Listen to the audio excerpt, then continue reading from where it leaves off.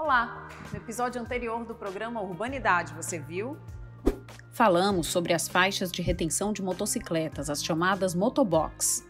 Batemos um papo com o professor Antônio Paulo sobre as relações entre os modais de transporte e o urbanismo. E também conhecemos as brinquedopraças, espaço na cidade reservado para a ocupação de crianças. Chegou aquele momento de repensar a cidade juntos. O programa Urbanidade está no ar.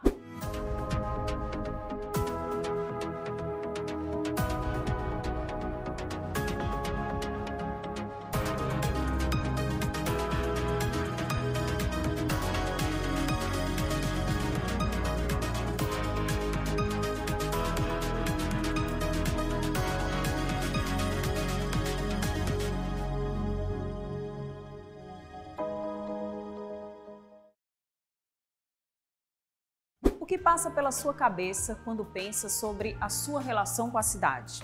Estresse? Trânsito? Poluição? Esses problemas existem, mas ocupar a cidade também passa por bons momentos. No episódio de hoje, vamos colocar a relação da urbanidade e do afeto em primeiro plano. E nessa missão, vamos ver que a comida e a arquitetura de um ambiente podem fazer a diferença. Vamos entrevistar o arquiteto e psicólogo Ricardo Marinho para falar sobre como o comportamento humano também é influenciado pelo meio ambiente. E para começar, vamos mostrar como os piqueniques estão entre os hábitos de quem vive em Fortaleza e frequenta o Parque do Cocó. A palavra piquenique tem origem francesa e é do século XVII. Passou a ser uma expressão comum para designar refeições de convivência social ao ar livre.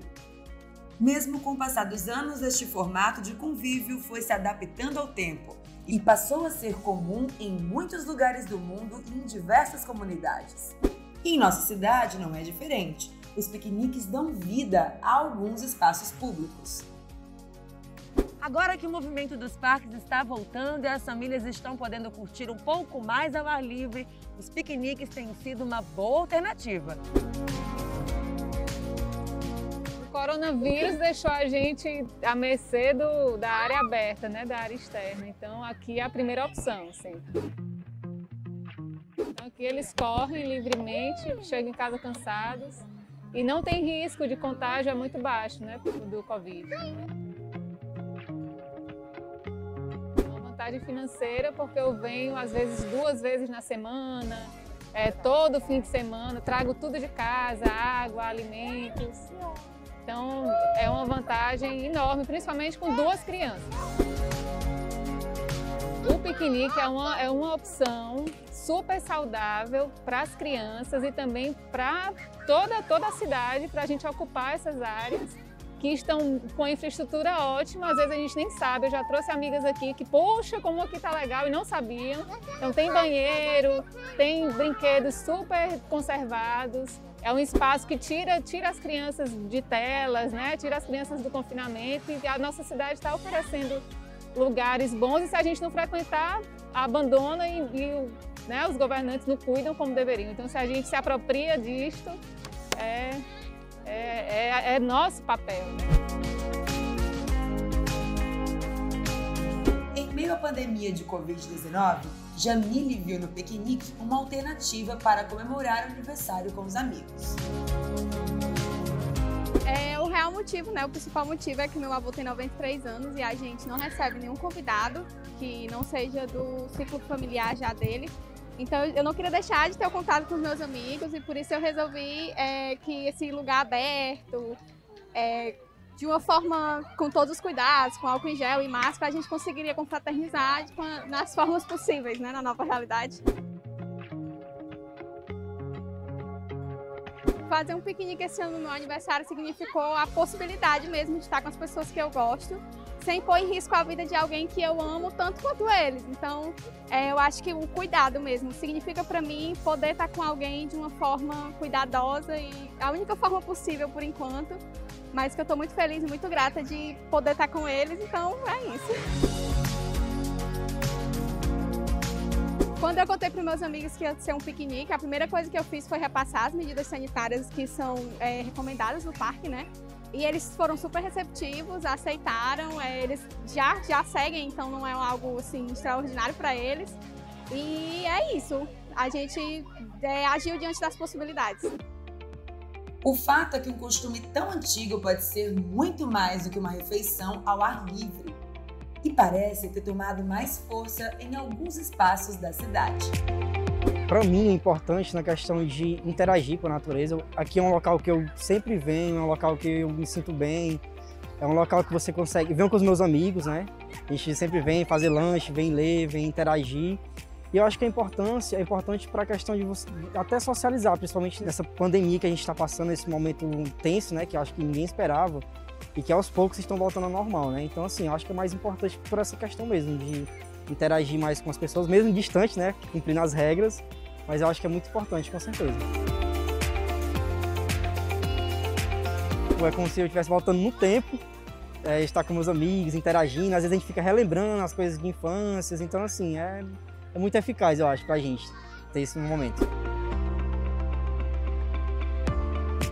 Eu recomendo para todas as famílias, assim, porque aqui, principalmente, é um lugar que a gente se sente muito seguro e sempre tem outras famílias, sempre tem outras crianças e tem uma infraestrutura ótima. Então, fazer o piquenique aqui, nesse espaço, é super recomendado, assim, saudável. O piquenique é uma possibilidade que deve ter sido uma alternativa para mim e para outros, né? O piquenique ele deveria ser mais presente na vida do fortalezense, né, da gente cearense, porque a gente tem um espaço tão agradável, né, aqui nessa questão do Parque do Cocó. Acho que as pessoas deveriam vir mais, deveriam aproveitar mais, mas se bem que está mudando muito, né? Você pode perceber que tem muita gente que está aqui interagindo. Acho que aos poucos isso vai mudando.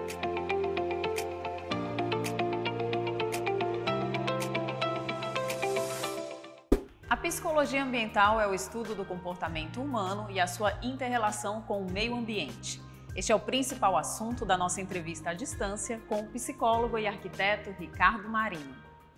Urbanidade agora vai conversar com o Ricardo Marinho, ele que é psicólogo ambiental e arquiteto, e vamos falar sobre a psicologia ambiental. Tudo bem, Ricardo? Bom, Ivane, tudo bem. Antes da gente entrar nesse assunto, eu queria que você explicasse um pouquinho da sua formação, psicólogo ambiental, arquiteto, e como as duas coisas se ligam. Eu tenho inicialmente uma formação, sou professor da Universidade Federal já há 26 anos. Então, sou formado em arquitetura pela UFC e sou arquiteto urbanista, né? E ao longo do tempo, né,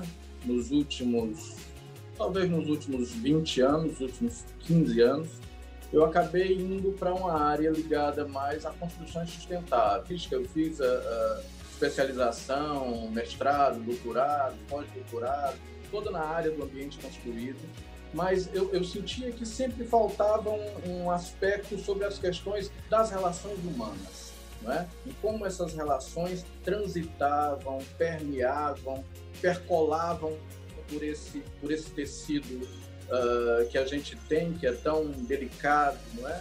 Sobre as questões ambientais. Então, resolvi fazer psicologia, formei em psicologia já há algum tempo, fiz também especialização em análise de comportamento pela Universidade de São Paulo. Então, Ricardo, o que é a psicologia ambiental? Como é que você pode dando uma definição bem simples para a gente não tornar a coisa muito chata, mas assim, é como eu, né? De alguma maneira, como eu afeto o ambiente e como eu sou afetado por ele. Isso seria uma maneira mais básica da psicologia ambiental. Afetar e ser afetado pelo ambiente. Você imagine que muitas das relações, por exemplo, do ponto de vista ambientais, está na questão do território, né? De não se achar pertencendo a determinados territórios, de não se achar fazendo parte. As noções de rua, as noções sobre incorporação do espaço público, que muitas vezes nós não temos, não é? Então, a gente vive questões muito complicadas, assim, pela própria nossa relação com o espaço público, com o espaço que muitas vezes a gente acha que não pertence, não é um elemento de pertencimento nosso. Então, a psicologia ambiental, ela transita muito por essa questão do urbano, não é? Por essa questão de saber pertencer ou não a um espaço e também ter essa visão desses muros e desses limites que nos encaixam, que nos colocam e que aparentemente os espaços nos parecem muito abertos e democráticos, mas na verdade eles são reflexos da sociedade que a gente vive. Então, Ricardo, com isso, como é que a psicologia ambiental pode ajudar, né, o indivíduo nessa relação com a cidade, com o espaço? A psicologia ambiental, de alguma maneira, ela está ligada ao aspecto cultural, não é? A gente vai construindo as nossas relações ao longo do tempo. Você imagine, por exemplo, que as relações sobre casa, sobre o que é a casa, é uma relação construída. Uma casa dos anos 20, eclética, aqui em Fortaleza, por exemplo, você tinha casas onde você não tinha um espaço efetivo da privacidade. Os quartos, por exemplo, você transitava, os quartos faziam parte de um grande corredor.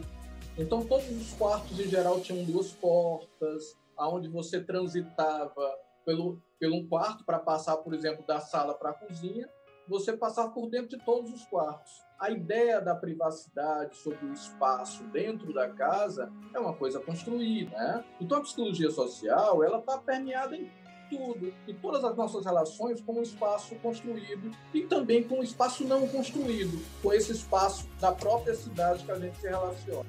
A psicologia ambiental, ela é capaz de reconhecer padrões de interação entre a população e o ambiente? Você acaba tendo padrões de comportamento, não é? Que são padrões que podem ser repetidos, podem ser padrões de grupo, padrões individuais, nessa relação com o próprio ambiente. Ricardo, cidades superlotadas, elas podem gerar um transtorno emocional, psicológico dos moradores, da população? A gente tem que definir aí alguns conceitos, não é?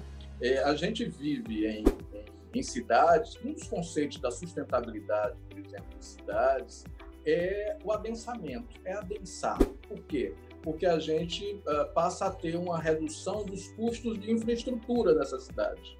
Então, o que é que está acontecendo? Está acontecendo que as cidades, de alguma maneira, elas estão vivendo e elas estão existindo uma hiperlotação dessas cidades para poder haver um melhor aproveitamento das infraestruturas existentes. Isso, do ponto de vista econômico, isso é interessantíssimo, não é? Mas o que pode ser negativo nesse processo todo é que você perca nesses espaços a relação de convívio. O que a gente vive hoje com relação ao processo de pandemia é um luto da perda do espaço público, da perda da rua, não é? A gente começa a perder o nosso bar, o nosso restaurante, o nosso convívio com os amigos na saída ao Dragão do Mar, a gente vive um luto disso. E cada vez mais a gente passa a ter que conviver num espaço que nos últimos anos foi projetado para ser micro, para ser um espaço absolutamente de um convívio mínimo, que passou a ser a casa. Então a casa virou quase que um espaço de dormitório, um espaço onde você exerce todas as suas relações fora dali, mas hoje ela já não dá conta da gente existir, não dá conta das faltas da gente, né? Porque essas faltas têm que ser compensadas dentro do processo do convívio. Então, esses gatilhos, de fato, eles podem existir, né? Sim, com certeza você vê os níveis de ansiedade que a gente... os TAGs, os transtornos ansiosos generalizados, se a gente for entrar no ponto de vista mais patológico da psicologia, não é? Você passa a ter aí um TAG, que é o transtorno de ansiedade generalizado, você pode ter depressões, né? Início de processo depressivo, todos os gatilhos normais em períodos hipomaníacos, de bipolaridade, por exemplo, todos esses, está todo mundo adoecido, não é? Ou mais ou menos, está todo mundo adoecido.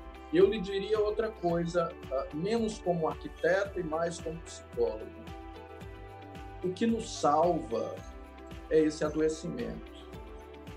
Isso é como um fusível que, de alguma maneira, a gente expressa a nossa relação através da nossa fragilidade, onde a gente é mais frágil, seja na ansiedade, seja na depressão, seja no... senão a gente não teria como conviver. Ricardo, eu agradeço a sua entrevista. Né, que agradeço, foi ótimo. A gente possa conviver melhor, ter essa relação de forma melhor um com o outro. Exato, é isso. Se a nossa relação com o ambiente nos influencia, imagina quando adicionamos uma comida recheada de afeto. Nós visitamos um lugar onde esse ingrediente não falta. A Marina Araújo é cozinheira há 8 anos. Empreendedora nata, ela usa a paixão pela cozinha para promover afeto, uma inspiração que vem da mãe, também apaixonada pela gastronomia. Há 3 meses, criou um espaço que, em meio ao caos das grandes cidades, acolhe, seja pelo ambiente confortável ou pela comida que abraça a gente.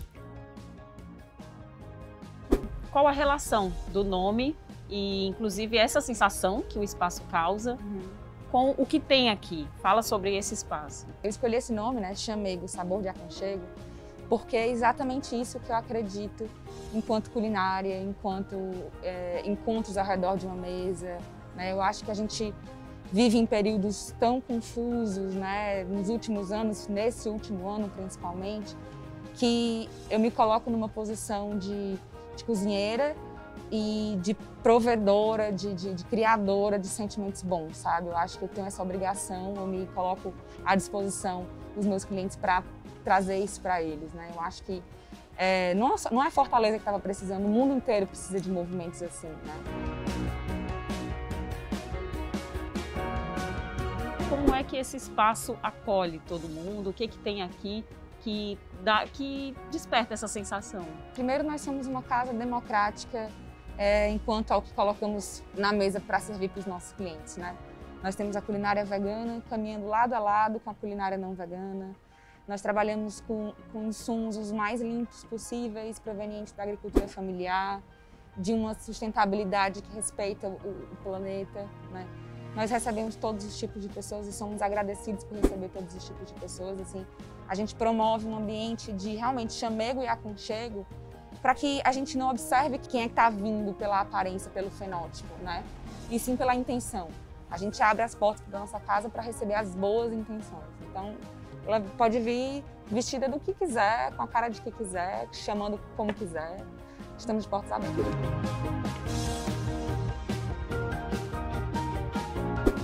Como ter um espaço desse dentro da cidade se reflete nas pessoas, no comportamento das pessoas, no bem-estar das pessoas? É muito interessante, Marina, porque eu jamais imaginei ouvir o que eu tenho escutado, né? Assim, que aqui é diferente, sabe? Que a gente preza por um atendimento, os nossos garçons, o pessoal do atendimento, da cozinha, todo mundo assim está envolvido mesmo num elo, numa mesma vibração, e as pessoas sentem, né? A gente tem um evento aqui que é o Chamegagem, que é sempre uma homenagem para algum artista. A gente fez Maria Bethânia e Gilberto Gil já. E é um menu degustação que eu apresento todos os pratos e as pessoas saem chorando, sabe? Assim, é emocionante mesmo. E eu não me lembro de ter ido num restaurante e ter sentido isso, né? Então eu fico feliz de poder, de saber que o meu cliente percebe a emoção com que a gente trabalha e faz as coisas, né? Todos aqui que integram o time são profissionais já com muita experiência, então decidiram abraçar esse sonho junto comigo porque sentiram que a gente tem um coração assim que vibra, sabe? Fala sobre o que você serve aqui. Aqui nós temos, assim, primeiro um respeito muito grande sobre a culinária vegetal, né? E mais do que levantar bandeiras, a gente quer produzir uma alimentação saudável de verdade, que não tem nada a ver com fit, nada a ver com diet, não é isso, né? Então, assim, é bom para mim, é bom para o planeta, é bom para o pequeno produtor, né? E a gente encontrou na culinária vegetal um bom caminho para abraçar essas causas, né? Então, a gente traz interpretações de vários pratos, escondidinho, brownie, que são geralmente não veganos, numa versão vegana, né? Muito deliciosos, assim, que surpreendem muito as pessoas. E a gente tem trazido mais adeptos, né, do veganismo para cá, mas não só. Pessoas que realmente querem experimentar, se surpreender com os sabores, né?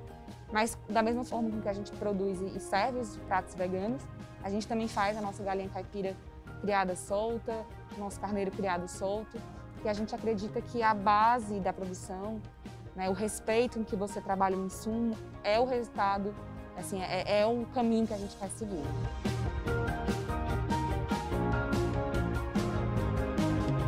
A cozinha sustentável, a gente tenta buscar os pequenos produtores, né, agricultura local, familiar, com produtos sazonais, que a gente respeite a natureza, né? E daí a gente compra orgânicos, nosso hortifruti é 100% orgânico, né? As nossas proteínas que trabalhamos regularmente, que é o pernil de porco e o carneiro e a galinha caipira, são provenientes de assentamentos do MST, que são criados soltos numa cultura completamente diferente de grandes abatedouros, né? A gente também compra 50% da nossa mercearia do MST, das plantações do MST, arroz, feijão de corda, farinha, né? Então a gente consegue, né, o nosso trabalho de formiguinha, né, empoderar pequenas engrenagens para que elas se tornem maiores e a sustentabilidade do planeta tem mais força, né? Sustentabilidade não é só falar de dejetos, né? Tudo que faz parte de uma produção precisa se encaixar para que ela seja sustentável. A gente fala agora de cozinha sustentável e também tem o conceito de cozinha comunitária aqui, né? Explica pra gente o que seria a cozinha comunitária. Em abril, eu comecei com 2 amigos um projeto social chamado Auê do Amor, né?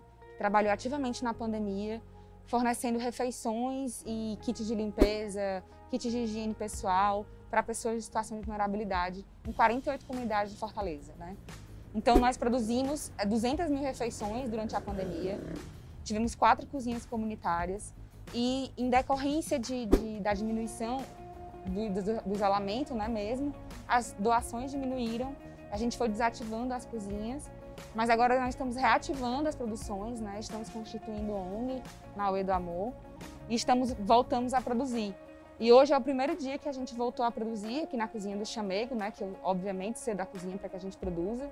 E hoje a gente vai produzir 150 refeições para entregar nas ruas aqui do centro, Dragão do Mar e arredores. Quando você pensa na ideia de cozinha afetiva, que sentimento desperta em ti, além da afetividade? Esperança, sabe? Assim, eu sinto sempre que quando a gente fala de afetividade, a gente está falando de vibrações positivas, a gente está falando de sensações boas.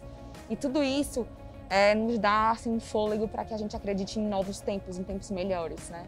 Eu acredito em micropolítica, sabe? Em a gente fazendo um pouquinho aqui, isso vai se somando e vai se tornando maior. Então, afeto para mim hoje é sinônimo de esperança.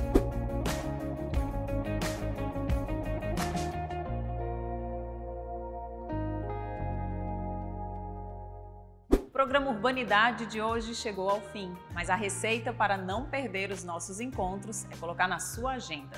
Todas as terças, quintas e sábados, aqui na TV Diário tem Urbanidade.